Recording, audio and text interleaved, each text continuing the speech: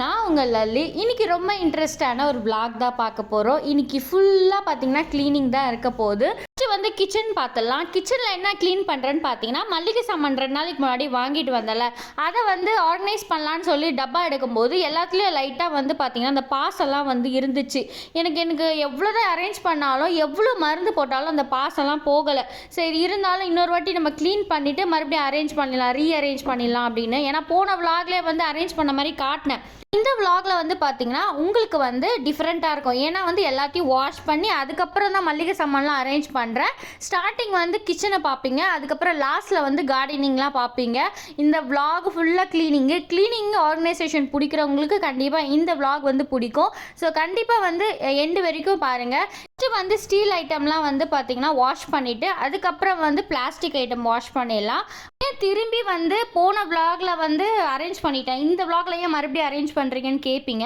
எனக்கு கொஞ்சம் சுத்தமாக இருக்கணும்னு நான் எப்போவுமே யோசிப்பேன். இப்போ வந்து ஒரு மிளகாத்தூளில் வந்து எனக்கு வந்து ஒரு பாசம் வந்துச்சுன்னு வச்சுக்கோங்க, அதில் இருந்துச்சுன்னா அதை அப்படியே எடுத்து தூக்கி போட்டுருவேன். ஏன்னா நான் என்னை நம்பி என் பையனும் சாப்பிட்றான், என் ஹஸ்பண்டும் சாப்பிட்றாங்க. ஸோ அவங்களுக்கு வந்து நான் வந்து கொஞ்சம் நல்லா ஹைஜீனிக்காக தரணும்ல. மல்லிகை சாமான்லேயும் நானும் பார்க்குறேன், நானும் வந்து எவ்வளோ அரேஞ்ச் பண்ணாலும் வந்துட்டு இருக்குது. நீங்கள் எல்லாருமே வந்து எனக்கு நிறைய வந்து சொன்னீங்க, இந்த மாதிரி பவுட்ரு யூஸ் பண்ணுங்கக்கா, சாக் பீஸ் யூஸ் பண்ணுங்கள், இல்லை அதுக்குன்னு எதனா லிக்விட் விற்கிது பாருங்கள். மாதிரி ஒவ்வொரு டைமும் நான் சொல்லும் போது எல்லா சப்ஸ்கிரைபரும் எனக்கு வந்து அட்வைஸ் பண்ணுறீங்க. அதெல்லாம் கூட ஃபாலோ பண்ணாலும் அது போக மாட்டேங்குது. நெக்ஸ்ட் மந்த் வந்து ஹஸ்பண்ட் கிட்ட சொல்லியிருக்கேன், இந்த மாதிரி வந்து போகவே மாட்டேது பாசை. நீங்கள் எதனா வந்து க்ளீன் பண்ணுறவங்க யாருன்னா கூட்டிகிட்டு வர முடியுமா, அதாவது இல்லை அந்த லிக்விட் போட்டால் ஏதோ செத்து போய்டலாம் சொல்கிறாங்க. ஸோ பார்க்கலாம், நெக்ஸ்ட் மந்த் வந்து பண்ணனா நான் கண்டிப்பாக வீடியோவில் ஷேர் பண்ணுறேன். கொஞ்சம் வந்து ஸ்டார்டிங்கில் வீடு புதுசு வரும்போது ஒரு வருஷம் எந்த தொந்தரவும் இல்லை. ஏன்னா நான் வந்ததே புது வீட்டுக்கு தான். புது வீட்டுக்கு வந்த பிறகு ஸ்டார்டிங் வந்து நான் பண்ண ஒரு தப்பு பார்த்தீங்கன்னா, அந்த நியூஸ் பேப்பர் வந்து எல்லாத்தையும் அரேஞ்ச் பண்ணனா, அந்த நியூஸ் பேப்பர்லேருந்து பாசை உருவாக ஆரம்பிச்சிச்சு. சரி நியூஸ் பேப்பர் தூக்கி போட்டு நம்ம நார்மலாக பண்ணான்னா அப்பத்துலேருந்து அது ஸ்டார்ட் ஆனது தான். இன்ன வரைக்கும் எனக்கு அது எண்டே இல்லை. இருந்தாலும் வந்து சாக் பீஸ் போடுறது இல்லை லிக்விட் பண்ணுறது எது பண்ணாலும் கொஞ்ச நாள் வந்து வராமல் இருக்குது. இது வந்து பார்த்தீங்கன்னா ஒரு 1 வீக் கழித்து மறுபடியும் அது வந்துடுது. அதுக்கு எண்டு கார்டே இல்லை போல் இருக்குது அந்த பாசங்களுக்கெல்லாம். புது வீடாக இருக்கும்போது ஓகே, இப்போ கொஞ்சம் கஷ்டமாக இருக்குது உண்மையிலே. ஸ்டார்டிங் வந்து நம்ம ஒரு ஜாயிண்ட் ஃபேமிலியிலேருந்து வந்துட்டு இப்போ வந்து புதுசாக தனியாக இருக்கும்போது நம்ம கடன்னு ஸ்பீடாக எல்லா ஒர்க்கும் பண்ணிட்டு இருந்தேன். ஸ்டார்டிங் என் பழைய வீடியோஸ்லாம் பார்த்தீங்கன்னா அவ்வளோ எனர்ஜெட்டிக்காக அவ்வளோ சுறுசுறுப்பாக வந்து செய்வேன் ஸ்டார்டிங் 1 இயரில். அதுக்கப்புறம் என்னாச்சுன்னா, நான் வந்து என் வீடு தான், நான் எப்போ வேணால் கழுவிக்கலாம், எப்போ வேணால் பண்ணிக்கலாம், யார் வந்து கேட்க போகிறது அப்படின்னு ஒரு மாதிரி சோம்பேறி ஆயிடுச்சா. அப்போ வந்து பிரச்சனை ஆரம்பிச்சிடுச்சு. இதுக்கப்புறம் முடிஞ்ச அளவுக்கு ட்ரை பண்ணாலும் பாப்பாவோட ஷெடியூல், அதாவது காலையில் ஸ்கூலுக்கு போகிறான், ஈவினிங் தெரப்பி போகிறான், இவனை இட்டுட்டு போகிறதுக்குள்ளே நான் படுற பாடு இருக்குது. அதுவே எனக்கு டைம் பற்ற மாட்டேங்குது. இதில் வீடு கிச்சன் வேறு எப்படி க்ளீன் பண்ணிகிட்டே இருப்பேன் சொல்லுங்கள். இப்போ வந்து பார்த்திங்கன்னா இருக்கிற இன்னொரு பிரச்சனை வந்து மசாலா ஐட்டம் வந்து ஸ்டோர் பண்ணுறது தான். எதனா ஒரு பூச்சி கருப்பு கலரில் வந்தது. நானும் எல்லாருக்கிட்டையும் சொல்லியிருக்கேன். சப்ஸ்கிரைபரும் எனக்கு நிறைய அட்வைஸ் பண்ணிங்க. எல்லாத்தையும் ட்ரை பண்ணிட்டாங்க. அந்த லீஃபு அப்புறம் கிராம்பு எல்லாம் என்ன சொன்னாங்களோ அது எல்லாம் ட்ரை பண்ணிட்டேன். அப்போ கூட அதில் வந்துட்டு தான் இருக்குது. இருந்தாலும் பார்க்கலாம், நானும் யூடியூப்பில் சர்ச் பண்ணி தான் இருக்கேன். சப்போஸ் எனக்கு எதனா ஒர்க் அவுட் ஆச்சுன்னா கண்டிப்பாக வீடியோவில் ஷேர் பண்ணுறேன். எல்லாத்தையும் கழுவி காய வச்சுட்டு ஒரு 12 மணி போல் மறுபடியும் எல்லாத்தையும் எடுத்து உள்ளே கொண்டு போய் வச்சிடலாம். ஏன்னா நான் வந்து பாப்பா ஸ்கூலுக்கு போகிறேன், லேட் ஆகும். 12 மணிக்கு போனோன்னா 1 மணிக்கு தான் வீட்டுக்கே வருவேன். அந்த கேப்பில் வந்து எதனா வந்து பறந்து போயிடுச்சுன்னா என்ன பண்ணுறது காற்றுல. அதனால எல்லாத்தையும் உள்ளே கொண்டு போய் வச்சுட்டு கூட்டிகிட்டு வந்துட்டு சாப்பிட வச்சுட்டு ஒரு 2 மணி போல் ரொட்டீன் வந்து ஸ்டார்ட் பண்ணியாச்சு. எல்லாத்தையும் வந்து பார்த்திங்கன்னா காஞ்சதுனால லைட்டாக தொடச்சிட்டு எல்லாத்தையும் கடகடன்னு எடுத்து வச்சிடலாம். 4 மணிக்கு பாப்பாவுக்கு தெரப்பி கிளாஸ் இருக்கிறதுனால 3 மணிக்குள்ளே நான் வந்து எல்லா வேலையும் முடிச்சிடணும். ஆல்மோஸ்ட் 2 மணி ஆகிடுச்சு. இன்னும் 1 ஹவர் தான் எனக்கு டைமு. எல்லா மளிகை சாமானையும் அரேஞ்ச் பண்ணிவிட்டு பாப்பாவையும் கொஞ்சம் ஹெல்ப்புக்கு கேட்டேன், கொஞ்சம் எடுத்துகிட்டு வந்து கொடுப்பா அப்படின்னு சொல்லி. எல்லாத்தையும் எடுத்துகிட்டு வந்து கொடுக்குறானா. ரொம்ப சந்தோஷமாக இருந்தாலும் ஒரு பக்கம் வேலையே ஆக மாட்டேது. ஏன்னா ஒன்றா எடுத்துகிட்டு வந்து கொடுக்குறான். நடுவில் போயிட்டு வாங்கி நான் வந்து வீடியோ எடுக்கிறதுக்குள்ளே போதும்னு ஆயிடுச்சு. உண்மை சொல்ல போனால் பொம்பளை பொண்ணு இருந்தால் கூட இந்த அளவுக்கு எனக்கு ஹெல்ப் பண்ண மாட்டாங்க. அவன் நிஜமாக சொல்கிறேன், என் பையனை நினச்சி நான் உண்மையிலே ப்ரௌடாக ஃபீல் பண்ணுறேன். அந்த அளவுக்கு ஹெல்ப் பண்ணுறான். சில டைம் வந்து ஊருக்கு கூட்டிகிட்டு போகிறேன்னு வச்சுக்கோங்க, என்கிட்ட பர்மிஷன் கூட கேட்குறதில்ல. அவன் பாட்டிக்கு அவனே ஹெல்ப் பண்ணுறான். சாமான் தொலைக்கிறதுலேருந்து எதனா எங்கள் அம்மா எதனா கேட்டாங்கன்னா ஓடி போய் ஹெல்ப் பண்ணுறது. இங்கே கூட பார்த்தீங்கன்னா சென்னையில் வந்து அவங்க அப்பாவுக்கு ஃபோன் வந்துச்சுன்னா கூட எடுத்துகிட்டு வந்து கொடுக்குறது, டவல் எடுத்துகிட்டு வந்து கொடுக்குறது, இந்த மாதிரி நிறைய ஹெல்ப் பண்ணுறான். அவனுக்கு புரியுது. அது மட்டும் இல்லாமல் எனக்கு ஃப்யூச்சர் நினச்சி எனக்கு பயமே இல்லை. ஏன்னா நான் இப்போ 5 வயசுக்குள்ளே அதனால் எவ்வளோ முடியுமோ அவ்வளோ சொல்லித்தரேன். இண்டிபெண்ட்டாக இருக்கணும், யாரையும் எதிர்பார்க்கக்கூடாது, எப்போவுமே வந்து உன் வேலையை நீ தான் செய்யணும். சாமான் வாஷ் பண்ணுறதா இருந்தால் கூட அவன் வந்து எனக்கு ஹெல்ப் பண்ணுவான். இதே பழக்கம் தான் எங்கள் அம்மாவுக்கும் போய் சாமான் வாஷ் பண்ணுறது. இதெல்லாம் வந்து பார்த்துட்டு வீடியோவில் பார்த்துட்டு என் மாமனார் கூட கேட்டார், உன் பையன் வந்து எனக்கு மட்டும் ஹெல்ப் பண்ண மாட்டேங்கிறான், உங்கள் அம்மாவுக்கு மட்டும் ஹெல்ப் பண்ணுறான் பாரு, எனக்கும் ஹெல்ப் பண்ண அனுப்பு அப்படிலாம் சொல்லி கலாய்ப்பாங்க. உண்மையிலேயே வந்து அந்தளவுக்கு வந்து பார்த்திங்கன்னா போகிற இடத்துக்கும் ஏற்ற மாதிரி வந்து ஹெல்ப் பண்ணுறான் எல்லாருக்கும். அது ரொம்ப நல்ல விஷயந்தாங்க. ஏன்னா வந்து 5ல் வளையாதது 50ல் வளையவே வளையாது. நம்ம 5 வயசுக்குள்ளே என்னென்ன சொல்லி தரோமோ அதுதான் வந்து ஃப்யூச்சரில் பண்ணுவான். இப்போ சப்போஸ் எனக்கு ஃப்யூச்சரில் ஒரு மருமகன் வந்தால் கூட என் பையன் ஹெல்ப் பண்ணுவான். அந்த அளவுக்கு வந்து எனக்கு நம்பிக்கை இருக்குது. என்னையும் டிபெண்ட் பண்ணி இருக்க மாட்டான், போகிற இடத்துக்கு ஏற்ற மாதிரி அவன் வந்து பழகிடுவான். அது வரைக்கும் ரொம்ப சந்தோஷம் எனக்கு. இன்னொரு விஷயம் என்னென்னா, என் பையனை மட்டும் நான் சொல்லிக் கொடுக்கல, என் பையனுக்கு இண்டிபெண்ட்டாக இருக்கணும்னு. என் ஹஸ்பண்டுக்கும் எங்கள் மாமியார் வந்து எப்படி வளர்த்துட்ருக்காங்கன்னா, சாப்பிட்ட தட்டு கூட எடுக்காத அளவுக்கு வளர்த்துட்டாங்க. ஏன்னா ஃபஸ்ட்டு பையன் பாசமாக இருந்துட்டாங்கன்னு. எனக்கு வந்தோடனே இங்கே சென்னையில் ரொம்ப கஷ்டமாக இருந்துச்சு. நான் வந்து எவ்வளோ ட்ரை பண்ண அவரை சேஞ்ச் பண்ணேன். அப்புறமா கொஞ்சம் கொஞ்சமாக அண்டர்ஸ்டாண்டிங் ஆக ஆக நான் வந்து அவரையே வந்து சில ஒர்க்கை வந்து செய்ய வச்சேன். ஃபஸ்ட்டு வந்து பார்த்திங்கன்னா துணி மடிக்க ஆரம்பிக்க வச்சேன்.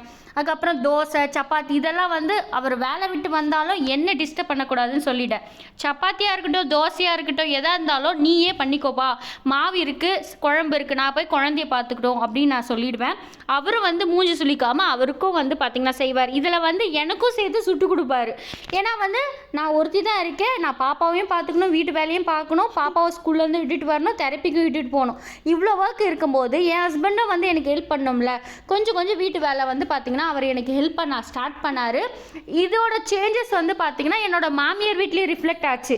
என் ஹஸ்பண்ட் வந்து பார்த்திங்கன்னா அங்கேயும் வந்து சில ஒர்க்ஸ் வந்து எங்கள் மாமியாருக்கு ஹெல்ப் பண்ணும்போது, என்னடா நீ எனக்கு ஹெல்ப் பண்ணுற, நிறைய சேஞ்ச் ஆகிட்டு இருக்குடா உண்மையிலே. அது வந்து என் மாமியார் என்கிட்ட சொல்லி உண்மையிலே பாராட்டினாங்க. ஏன்னா வந்து நான் இப்போ கஷ்டப்படுறேம்மா, நான் வந்து அப்படி பழக்கம் பண்ணிட்டேன் ஃபஸ்ட்டு, இப்போ வந்து நான் கஷ்டப்படுறேன் அந்த நினச்சி அப்படின்னாங்க. இப்போ சேஞ்ச் ஆனது உண்மையிலே ஹாப்பியாக இருக்குது. இதே போல் வந்து அவனை வேலை வாங்கு அப்படின்னு சொன்னாங்களா. அதுவும் என் ஹஸ்பண்ட் முன்னாடி சொல்லிட்டோன்னே எங்கள் ஹஸ்பண்டுக்கு ஒரே ஷை ஆகிடுச்சு. உண்மையிலே அந்த நாளை நான் மறக்கவே மாட்டேன். என் மாமியார் என்னை பாராட்டினாங்க. ஏன்னா என் மாமியார்கிட்டேருந்து வாயில் பாராட்டு வாங்கிறதுக்குள்ளே அவ்வளோ கஷ்டம். ஏன்னா அது எக்ஸ்பீரியன்ஸ் பண்ண எனக்கு தான் தெரியும். கேட்பீங்க, எப்படி அக்கா சேஞ்ச் பண்ணீங்க, என் ஹஸ்பண்ட்லாம் அதான் பண்ண மாட்டாங்க அப்படின்னு ஒரு கொஷின் கண்டிப்பாக வரும். சத்தியமாக இல்லைங்க, என் ஹஸ்பண்டு ஸ்டார்டிங் எங்கள் 2 பேருக்கும் சுத்தமாக அண்டர்ஸ்டாண்டிங் கிடையாது. டாம் அண்ட் ஜெரி மாதிரி வச்சுக்கோங்களேன். ஸ்டார்டிங் அண்டர்ஸ்டாண்டிங் கிடையாது, எதுவுமே ஒத்துழைக்க மாட்டார். எனக்கு ரொம்ப அழுகையாக வரும். சில டைம் வந்து அம்மா வீட்டுக்கும் கோச்சிட்டு கிளம்பிடுவேன். அந்த அளவுக்கு வந்து பார்த்திங்கன்னா எனக்கு ரொம்ப கஷ்டப்பட்டேன். ஒரு விஷயம் வந்து விதைக்கணும்னா கொஞ்சம் பொறுமையாக இருக்கணும். அதுதான் நான் பண்ணது. ஏன்னா ஸ்டார்டிங்கில் வந்து சண்டை போட்டு அம்மா வீட்டுக்கெலாம் போகிற அளவுக்கு கூட நடந்திருக்கு. ஏன்னா ஹஸ்பண்ட் சுத்தமாக வந்து எனக்கு சப்போர்ட் பண்ணல. ஒண்டியே எல்லா வேலையும் செய்கிறேன், தனியாக எல்லா வேலையும் சமாளிச்சுட்டு பாப்பாவையும் பார்த்துக்குது. எனக்கு அந்த டைம் வந்து ரொம்ப ஸ்ட்ரெஸ்ஸாக இருந்துச்சு. அதனாலே எங்களுக்குள்ளே வந்து பார்த்திங்கன்னா சண்டை வர ஆரம்பிச்சுது. அப்புறம் ஒரு விஷயம் புரிஞ்சுக்கிட்டேன், அவர் வந்து கோவமாக இருக்கும்போது நான் வாயை திறக்க மாட்டேன், அதுவும் அதே மாதிரி நான் கோவமாக இருக்கும்போது அவரும் வாயை திறக்க மாட்டார். ஆனால் வந்து அவரை வந்து எப்படி பழி வாங்குவேன்னா, அவர் நல்லா சிரிச்சுக்கிட்டே இருப்பார் பார்த்தீங்களா. அந்த டைம் வந்து என்னை இப்படி சொன்னல அப்படின்னு சொல்லி நான் வந்து பழி வாங்கிடுவேன் அவரை. சண்டை வந்து பார்த்திங்கன்னா எப்படி வருதுன்னா, 2 பேருமே வாயை திறந்து நம்ம கத்துறோம் பார்த்தீங்களா. ஒருத்தர் அவர் பேசும்போது நம்மளும் வந்து எதிர்த்து பேசினா சண்டை வரும்.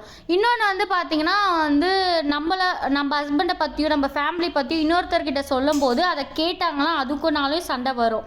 அதனாலே நான் என்ன பண்ணேன் பார்த்தீங்கன்னா, யார்கிட்டையும் எதுவுமே ஷேர் பண்ணுறதில்ல. இப்போ நாங்கள் 2 பேர் சண்டை போட்டுட்ருக்கோன்னா எங்கள் அம்மாவுக்கு நான் ஸ்டார்டிங்கில் சொல்கிறேன், எங்கள் அம்மாவுக்கு கால் பண்ணி பேசி இது மாதிரி கம்ப்ளைண்ட் பண்ணுவாரா அவரை பற்றி. இன்னும் டென்ஷன் ஆகி என்ன பண்ணுவார், இன்னும் கோவப்படுவார். அதனால் நான் என்ன பண்ணேன், ஸ்டார்டிங்கில் நான் பண்ண தப்பு பண்ணக்கூடாதுன்னு சொல்லி எங்கள் அப்பா அம்மா கிட்டே இப்போது வீட்டில் நடக்கிறது எதுவுமே சொல்கிறதில்ல. போல் அவர் என் மேலே கோவப்படுறான்னு வச்சுக்கோ. இன்றைக்கி 2 நாளைக்கு முன்னாடி கூட சண்டை நடந்தது. அவர் என் மேலே கோவப்பட்டார். நான் பண்ணேன், நான் கம்முன்னு அமைதியாக இருந்துட்டேன். ஒரு 2 நாள் நான் வந்து அவர்கிட்ட பேசலை, இந்த 2 நாளைக்கு முன்னாடி. அப்புறமா கொஞ்சம் கொஞ்சமாக என்னை வந்து பார்த்திங்கன்னா சமாதானப்படுத்துறதுக்கு அவர் முயற்சி பண்ணார். ஏன்னா என் மேலே தப்பு இல்லைன்னு எனக்கு தெரியும். நான் வந்து கொஞ்சம் பொறுமையாக இருக்கணும். அப்புறம் பார்த்திங்கன்னா அவர் பொறுமையாக வந்து என்கிட்ட கொஞ்சமாக பேச ட்ரை பண்ணி இப்போ சமாதானப்படுத்தி சாரி கேட்க வச்சேன். நம்ம வந்து பொறுமையாக இருந்து நிதானமாக இருந்து அவரே சாரி கேட்க வைக்கணும். நம்ம வந்து பார்த்திங்கன்னா கோச்சிட்டு அம்மா வீட்டுக்கு போகிறதோ இல்லை வந்து பார்த்திங்கன்னா ஊருக்கே கேட்குற மாதிரி கத்தி சண்டை போகிறதோ தேவையில்லை. 2 நாளைக்கு முன்னாடி அவர் என்கிட்ட வந்து கோவமாக கத்துனார். நான் பண்ண ஒரு விஷயம் அமைதியாக இருந்தேன். 2 நாளைக்கு நான் வந்து பேசவே இல்லை. என் ஒர்க் நான் பண்ணிகிட்டே இருந்தேன். போல் வந்து பார்த்தீங்கன்னா அவரோட தேவையை நான் வந்து நிறுத்தலை. அவருக்கு வேண்டிய டீ, காஃபி, அதுக்கப்புறம் சாப்பாடு, அவருக்கு தேவையான ஷாக்ஸ் எல்லாம் எடுத்து வச்சுட்டேன். பார்த்தீங்கன்னா ஒரு நேற்று வந்து பார்த்தீங்கன்னா ஒரு சாரி கேட்டுட்டு சமாதானம் ஆகிட்டோம். நான் வந்து சில பேர் சொல்லுவாங்க சண்டை போட்டிங்கன்னா நைட்டோட நைட்டாக வந்து சமாதானம் ஆகிடணும்னு. ஆனால் என் மேலே இந்த வாட்டி தப்பே இல்லை. நான் வந்து பார்த்தீங்கன்னா நானும் வீம்பு பிடிச்சவ தான். சாரி கேட்கிட்டோம், அதுக்கப்புறம் வந்து பார்த்தீங்கன்னா பேசிக்கலாம் தான் நானும் பொறுமையாக இருந்தேன். நான் அவர்கிட்ட கத்தலை, எதுவுமே பண்ணல, அமைதியாக இருந்தேன். காந்திஜி மாதிரி நான் அமைதியாக இருந்து சாதிச்சிட்டேன். நான் தாங்க வாழ்க்கை. இதை வந்து நீங்கள் ரொம்ப கஷ்டமாக எடுத்துக்காதீங்க. சில டைம் நானும் டிப்ரெஷனில் இருந்துட்டு தான் இருக்கேன். ஏன்னா நான் வந்து ரீசெண்ட் டேஸாக இந்த சொந்தக்காரங்களால் தான் ரொம்ப கஷ்டப்பட்டுட்டு இருக்கேன். அது சொல்லவும் முடியல என்னால் வீடியோவில். ஏன்னா எல்லா சொந்தக்காரங்களும் வீடியோ பார்க்குறாங்க, நான் என்ன பண்ணுவேன்? நான் இருந்தாலும் வந்து பார்த்தீங்கன்னா லைஃப் வந்து கொஞ்சம் கஷ்டமாக தான் இருக்கும். அதை நீங்கள் வந்து கண்டிப்பாக சமாளிச்சிடலாம். நீங்கள் வந்து சோர்ந்து மட்டும் போகாதீங்க. உங்களுக்கு பிடிச்ச வேலை நீங்கள் செய்யுங்க. உங்களுக்கு பிடிச்ச விஷயத்த செய்யும் போது கண்டிப்பாக மூடு சேஞ்ச் ஆகும். அதே நினச்சிட்டு உக்காராமல் தூக்கி போட்டும் போகக்கூடாது வாழ்க்கையை. வாழ்க்கை வந்து பார்த்திங்கன்னா ஒரு வாட்டி தான் நம்மளுக்கு சான்ஸ் கொடுக்கும். அதை வந்து பொறுமையாக நிதானமாக வந்து யோசித்து எந்த முடிவாக இருந்தாலும் எடுங்க. ஸோ இந்த வீடியோ உங்களுக்கு பிடிச்சிருந்தா மறக்காமல் லைக் பண்ணி சப்ஸ்கிரைப் பண்ணுங்கள்.